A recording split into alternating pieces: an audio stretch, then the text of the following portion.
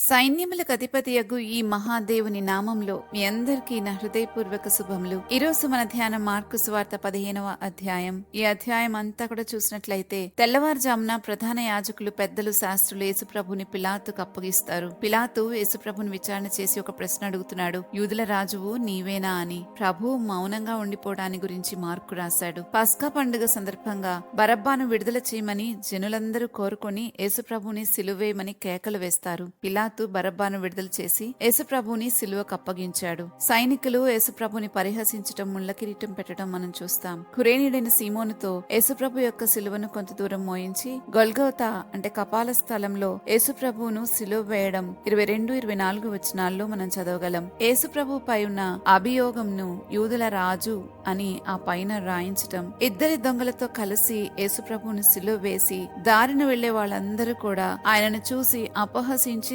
దిగిరమ్మని హేళన చేస్తూ ఉండగా మధ్యాహ్నం నుంచి 3 గంటల వరకు దేశమంతటా చీకటి పడుతుంది. యేసుప్రభు వారు గొప్ప స్వరంతో కేక వేసి ప్రాణం విడుస్తారు. మధ్యాహ్నం 3 గంటలకు మందిరపు తెర పైనుండి క్రింద వరకు చినిగిపోవడం, శతాధిపతి యేసుప్రభుని చూసి దేవుని కుమారుడని ప్రకటించటం మనం చదువుతాం 40-41 వచనాల వరకు. ఇంకా ఆ చివరి వచనంలో అరిమతయి యోసేపు పిలాతును యేసయ్య శరీరాన్ని తనకిమ్మని అడిగి శరీరాన్ని తీసుకుని వస్త్రంలో చుట్టి సమాధిలో ఉంచుతాడు. ఇది మనం 46వ వచనంలో చూస్తాం. ఇంకా సమాధి ఎక్కడ ఉంచబడిందో మరియా మగ్దలేనే మరియా, యోసే తల్లి అయిన మరియా ఆయన ఉంచబడిన చోటు చూచిరి అని రాయబడింది 47వ వచనంలో. ఈ వచనంతో ఈ అధ్యాయం ముగుస్తుంది. ఈ 15వ అధ్యాయంలో మనం ఆలోచించవలసిన కొన్ని వచనాలున్నాయి. వాటిని కొంచెం లోతుగా ధ్యానం చేద్దాం. మొదటిగా 9వ వచనం. అక్కడ ప్రధాన యాజకులు అసూయ చేత యేసుప్రభుని అప్పగించారు అని పిలాతు తెలుసుకుంటాడు. తెలుసుకుని నేను యూదుల రాజును విడుదల చేయగోర్చున్నారా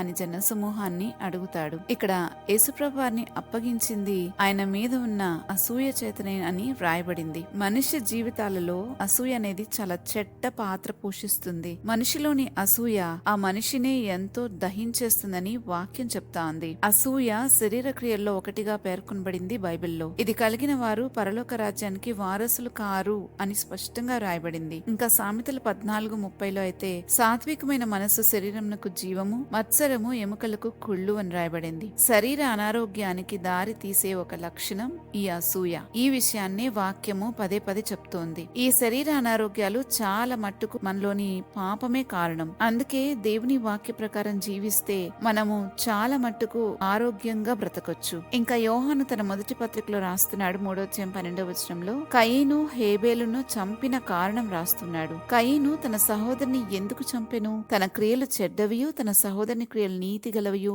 అయి ఉండెను గనుకనే కదా అని రాస్తున్నాడు. యేసుప్రభు వారు కూడా అన్నారు యోహాను సువార్త 7:7 వచనంలో లోకము మిమ్మును ద్వేషింప నేరదు కాని దాని క్రియలు చెడ్డవని నేను దానిని గురించి సాక్ష్యమిచ్చుచున్నాను గనక అది నన్ను ద్వేషించుచున్నది అని. ఎప్పుడు చెడ్డవారు మంచి వారిని చంపడమే లోకంలో మనం చూస్తాం. మొదట ఎవరిని చంపారో చూస్తే అర్థమవుతుంది ఎవరు మంచివారో ఎవరు చెడ్డవారో అని. అసూయ మనిషిని ఎంతటి పాపానికైనా దిగజారుస్తుంది. కనుక ఈ అసూయ ఒకవేళ మనలో ఉంటే దాన్ని తీసివేసుకోవటానికి ప్రార్థన చేద్దాం. ప్రభువుని అడిగితే తప్పకుండా ప్రభు మనలో నుంచి దాన్ని తీసివేస్తారు. దేవుని ప్రేమ మన హృదయాల్లో నిలిచి ఉంటే ఆటోమేటిక్ గా అది తొలగిపోతుంది. ఇంకా 15వ వచనం చూస్తే పిలాతు జనసమూహంను సంతోష పెట్టడానికి అటువంటి మనసు కలవాడే వారికి బరబ్బాను విడుదల చేసి యేసుప్రభును కొరడాలతో కొట్టించి సిలువ వేయడానికి అప్పగించాడు అని చదువుతాం. దీని నుండి మనం ఒకటి నేర్చుకోవాలి. మనుషులను సంతోష పెట్టే వారెవ్వరైనా దేవుణ్ణి సంతోష పెట్టలేరు. యేసుప్రభు అంటారు కదా యోహాను సువార్త 5:44 వచనంలో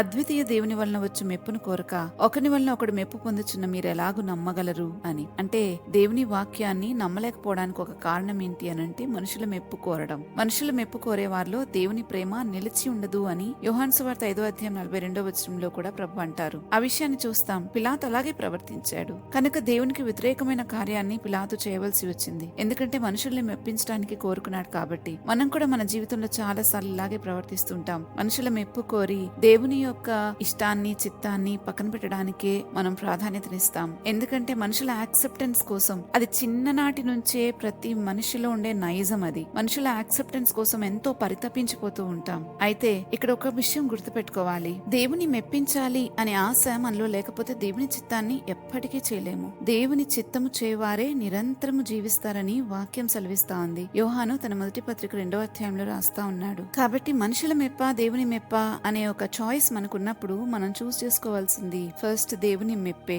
అందులోనే మనకు ఆశీర్వాదం ఉంది, అందులోనే మనకు నిత్య జీవం ఉంది. మనుషుల మెప్పు కోరి చేసిన ఏ పనిలోనూ మనకి ఆశీర్వాదం లేదు అనే సంగతిని మనం గుర్తించాలి. అది గుర్తించిన వారు ఖచ్చితంగా దేవుని మెప్పునే కోరుకుంటారు. ఇంకా మనం ఈ రోజు మన ధ్యాన భాగంలోని మార్కు సువార్త 15వ అధ్యాయంలో 16, 17, 18, 19 వచనాలు చూసినట్లయితే, అంతటా సైనికులు ఆయనను ప్రేతోరియం అనే అధికార మందిరంలోనికి తీసుకుని పోయి సైనికులందరినీ సమకూర్చుకున్న తర్వాత ఆయనకు ఊదారంగు వస్త్రం తొడిగించి ముండ్ల కిరీటమును ఆయన తల మీద పెట్టి, యూదుల రాజా నీకు శుభమని చెప్పి ఆయనకు వందనము చేయసాగిరి. మరియు రెల్లుతో ఆయన తల మీద కొట్టి ఆయన మీద ఉమ్మి వేసి మోకాళ్ళుని ఆయనకు నమస్కారము చేసిరి అని చదువుతాం. ఇక్కడ చూస్తే ఊదారంగు వస్త్రము రాజరికానికే చిహ్నము, కానీ ఇక్కడ అది గౌరవం కోసం వాడబడలేదు, ఆయన అవమానించడానికి వాడారు. మన ముండ్లు శాపానికి చిహ్నం. మన పాప ఫలితంగా వచ్చిన ఆ ముండ్లు ఏదైతే ఉన్నాయో అది మనల్ని శాపం నుంచి విమోచించటానికి, మన శాపమే ఆయనకు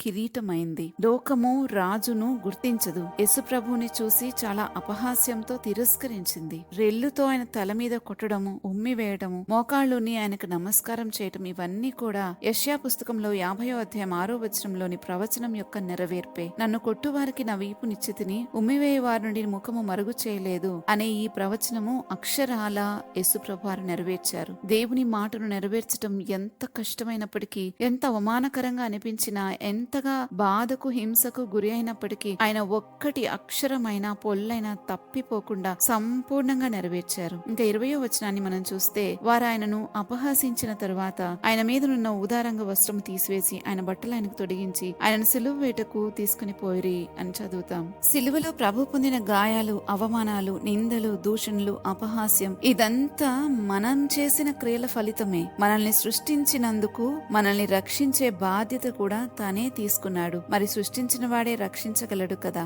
ఆ పని ఇంకా ఎవ్వరూ చేయలేరు. ఆయన సిలువ మరణం అంత ఘోరమైంది మన పాపం యొక్క జీతము, కానీ అందులో నుండి మనమందరము తప్పించబడ్డాము. విశ్వసించిన ప్రతి వారు తప్పించబడ్డారు. ఇంతటి కార్యం గుండా ప్రభు వెళ్ళింది నిన్ను నన్ను ఆ శిక్ష నుంచి తప్పించటానికి. నమ్మిన వారు రక్షింపబడతారు, నమ్మని వారు తమకు తామే శిక్షకు అప్పగించుకుంటారు. మరి మనం ఏ కోవకు చెందిన వారమో ఒక్కసారి ఆలోచించుకోవాలి. మనిషి పాపము చేసి తెప్పించుకున్న మరణ శాసనాన్ని ప్రభువు మనిషి మీద నుంచి ఆ శాసనాన్ని తీసివేసి తన మీదే వేసుకుని మనల్ని ఆ మరణం నుంచి తప్పించారు. అయితే నమ్మిన వారు, విశ్వసించిన వారు ఆ మరణం నుంచి తప్పించబడతారు. నమ్మని వారు వారంతట వారే ఆ శిక్షను పొందుకోటానికి సిద్ధపడుతూ ఉంటారు. ఆయన చేసిన ఈ కార్యము దేవాలయపు తెరను పైనుండి క్రింద వరకు రెండుగా చింపేసింది. మనకు దేవునికి మధ్యలో ఉన్న అడ్డుగోడ తొలగిపోయి ఇప్పుడు ధైర్యంగా ఎవరైతే ఆయన కార్యమందు విశ్వాసం ఉంచుతారో వారందరూ ధైర్యంగా ఆయన కృపాసనం వద్దకు ప్రవేశించి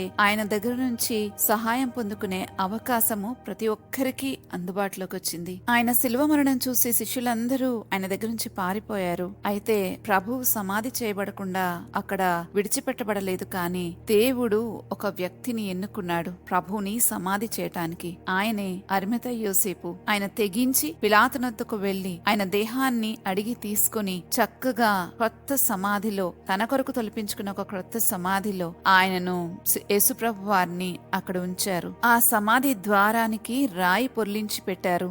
ఎవ్వరూ తీలేనంత బరువైన రాయి. కానీ దేవునికి అసాధ్యమైనది ఏదీ లేదు కదా. కాబట్టి తర్వాత ఏం జరిగిందో రేపటి ధ్యానంలో మనం చూడబోతున్నాం. అంతవరకు ఆయన చేసిన శిల్వ కార్యాన్ని ధ్యానం చేస్తూ మనము ఏ రీతిగా ఉన్నామో, దాన్ని ఎంతగా మనం పట్టించుకుంటున్నామో, గౌరవిస్తున్నామో, తిరస్కరిస్తున్నామో, ఆయనని ఎంతగా ప్రేమిస్తున్నామో లేక ద్వేషిస్తున్నామో, ఎలా ఉన్నామో మనల్ని మనం పరిశీలన చేసుకుంటూ ప్రార్థన చేసుకుందామా. మా తండ్రి, మమ్మల్ని రక్షించటం కోసం ఇంతగా మిమ్మల్ని మీరు శిక్షకు అప్పగించుకుని ఒక బలి అర్పణ గావించి మమ్మల్ని పాపం నుంచి విడిపించటానికి ఇష్టపడినందుకు మీకు స్తోత్రాలు. మేము రక్షణ పొందటమే నీకు ఇష్టమైన కార్యం గనక ప్రభువా, దాన్ని మేము పొందుకోవడానికి ఇష్టపడి నీ సన్నిధికి వచ్చాం. మమ్మల్ని ప్రతి పాపం నుంచి విడిపించినందుకు మీకు స్తోత్రాలు చెల్లిస్తున్నాం. ఇక మీదట కూడా మా భవిష్యత్తులో మేము పాపం చేయకుండా ఉండగలమన్న భరోసా మాకు లేదు. ఈ శరీరం చాలా బలహీనమని నీవు కూడా తెలిసిన వాడవై ఉన్నావు గనక మాకు సహాయం చేయడానికి నీ పరిశుద్ధాత్మను అనుగ్రహించినందుకు మీకు స్తోత్రాలు. కాబట్టి ప్రభువా, అయ్యా మేము పాపంలో పడకుండా మమ్మల్ని కాపాడు దేవుడవైనందుకు మీకు స్తోత్రాలు చెల్లిస్తూ ఉన్నాం తండ్రి. మేము ఎట్లున్నామో ఒక్కసారి మమ్మల్ని మేము పరీక్షించుకోవటానికి ఇష్టపడుతున్నాం గనక,